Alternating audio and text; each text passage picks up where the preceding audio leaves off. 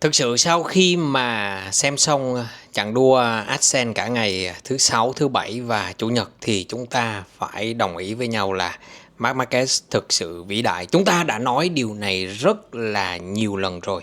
Chúng ta đã nói hàng chục, hàng trăm lần và không chỉ chúng ta, mình và các bạn mà còn rất nhiều người trên thế giới sau khi họ chứng kiến những gì mà Marquez đã thể hiện kể từ khi mà lên tham gia MotoGP và chặng Asen vừa rồi thì chúng ta thấy là càng ngày chúng ta càng thấy sự vĩ đại của Marc Marquez. Không có gì gọi là không còn từ nào để mà diễn tả sự chín chắn, sự bản lĩnh, sự già dơ, sự kinh nghiệm, tất cả những mỹ từ nào mà chúng ta có thể nghĩ ra thì chúng ta cũng có thể dành cho Marc Marquez sau chặng TT Asen 2025. Marc Marquez không có gì để chứng minh với thế giới cả, không có gì để chứng minh với người ngoài hành tinh. Chúng ta có thể nói là như vậy nếu như có người ngoài hành tinh.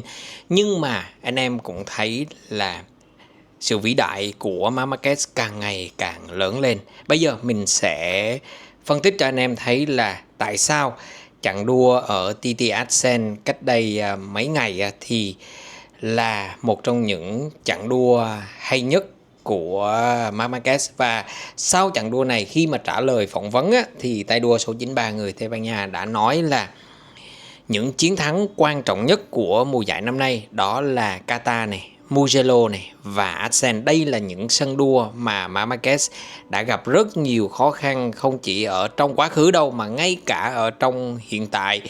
Thì Marc Marquez cũng không phải là tay đua có nhiều lợi thế nhất so với phần còn lại ở những sân đua này, nhưng mà vượt qua tất cả những nghịch cảnh, vượt qua tất cả những bất lợi, Marc Marquez đã có 3 chiến thắng rất quan trọng ở những sân đua này và coi như là đã cầm một tay vào chức vô địch mùa giải năm nay.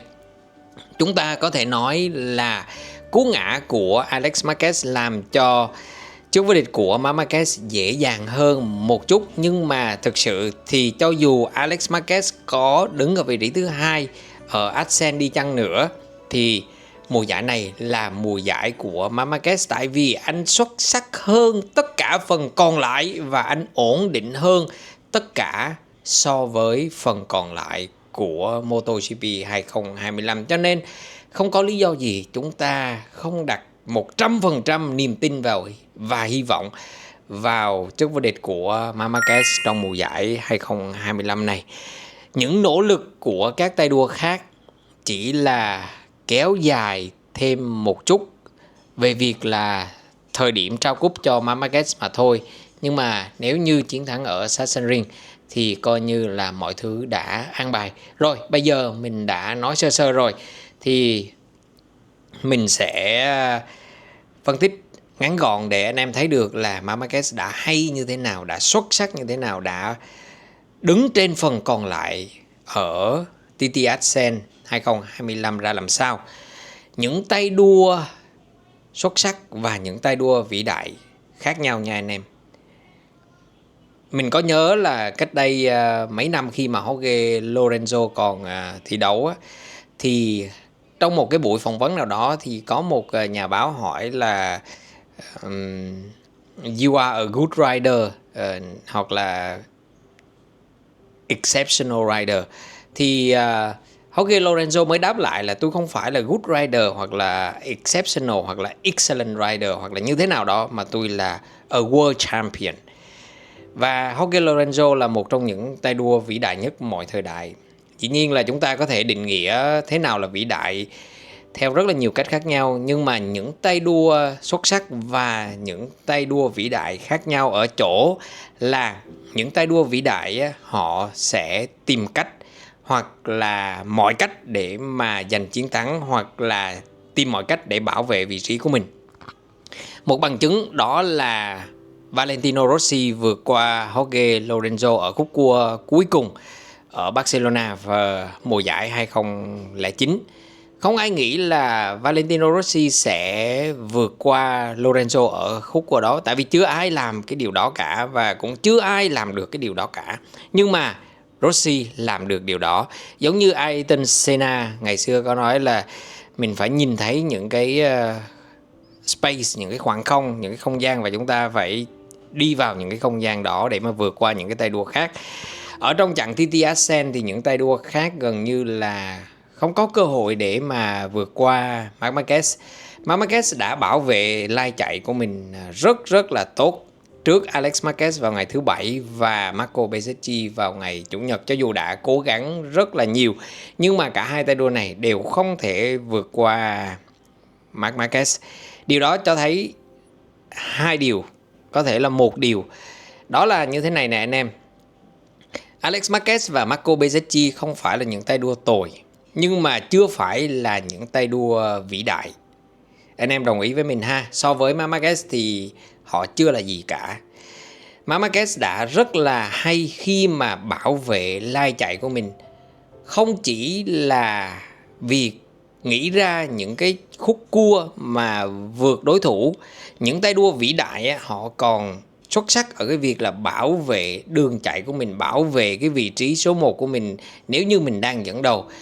Alex Marquez và Marco Bezzecchi đã tìm đủ mọi cách để mà vượt qua Marc Marquez, nhưng mà không thể nào làm được điều đó. Giả sử ha, nếu mà Marc Marquez chạy ở phía sau hai tay đua này thì sao? Chắc chắn anh sẽ tìm đủ mọi cách, hoặc là như thế nào đó vượt ở những cái khúc cua mà chúng ta nghĩ là không thể vượt được, hoặc là chưa ai làm được điều đó. Nhưng mà Alex Marquez và Marco Bezzecchi cho dù có nỗ lực như thế nào đi chăng nữa thì họ không thể nào vượt được Marc Marquez. Tại sao? Tại vì họ chỉ nghĩ được những khúc cua riêng lẻ mà thôi. Anh em cứ thấy là họ nhìn thấy được là chỗ nào Marc Marquez mạnh, chỗ nào Marc Marquez yếu, thì họ sẽ canh chỉnh chiếc xe của mình vào đúng cái khúc cua mà họ có thể vượt được. Nhưng mà ở những cái khúc cua đó thì như lúc nãy mình nói thì Marc Marquez đã rất xuất sắc để mà bảo vệ vị trí của mình, bảo vệ lai chạy của mình. Tại vì Ascent cũng là một trường đua rất hẹp, cho nên là rất là khó để mà vượt nếu như Marc Marquez bảo vệ được cái vị trí đó. Nếu như mà Marc Marquez bảo vệ được những khúc cua đó thì Alex Marquez và Marco Bezzecchi gần như là không còn cơ hội. Tại vì họ không nghĩ được là tại những khúc cua mà không thể vượt họ có thể vượt. Giống như là khúc cua cuối cùng ở Catalonia, Barcelona. Chưa ai nghĩ là Rossi sẽ vượt Lorenzo ở khúc cua đó, nhưng mà Rossi làm được. Alex Marquez và Marco Bezzecchi không làm được. Tức là có những khúc cua ở Ascent có vẻ như không vượt được, nhưng mà cả Alex Marquez và Marco Bezzecchi không thể nào dám, hoặc là không nghĩ được, không sáng tạo được để mà vượt qua Marc Marquez ở những cái khúc cua mà tưởng như không thể vượt đó. Còn khi mà những khúc cua có thể vượt thì Marc Marquez đã bảo vệ đường chạy của mình rồi, thì không có cái cách nào để hai tay đua này có thể vượt qua được cả. Đó là sự vĩ đại của Marc Marquez. Không chỉ là vượt qua những tay đua khác ở những cái khúc cua mà không ai ngờ, mà anh còn có thể bảo vệ được vị trí của mình, không cho những tay đua khác vượt qua ở những khúc cua mà họ có thể vượt qua. Anh đã tính toán rất là kỹ. Tay đua vĩ đại họ vĩ đại tại vì họ nghĩ được toàn bộ diễn biến cuộc đua. Họ không phải nghĩ là 2-3 khúc cua tới mình sẽ làm gì, mà họ sẽ nghĩ đến là trong mỗi giai đoạn của cuộc đua mình sẽ làm gì. Họ nghĩ rất là xa. Trong khi đó những tay đua tốt, good riders, thì họ chỉ nghĩ được là 2-3-4 khúc cua tiếp theo họ sẽ làm gì mà thôi. Đó chính là sự phân biệt giữa một tay đua tốt và một tay đua vĩ đại. Và dĩ nhiên Marc Marquez ở nhóm thứ hai. Anh em có đồng ý với ý kiến đó hay không thì hãy để vào trong phần bình luận của video này nha. Và đừng quên là hãy nhấn nút đăng ký để chúng ta tiếp tục cuộc hành trình này. Cảm ơn anh em rất là nhiều và chúc anh em một ngày vui vẻ.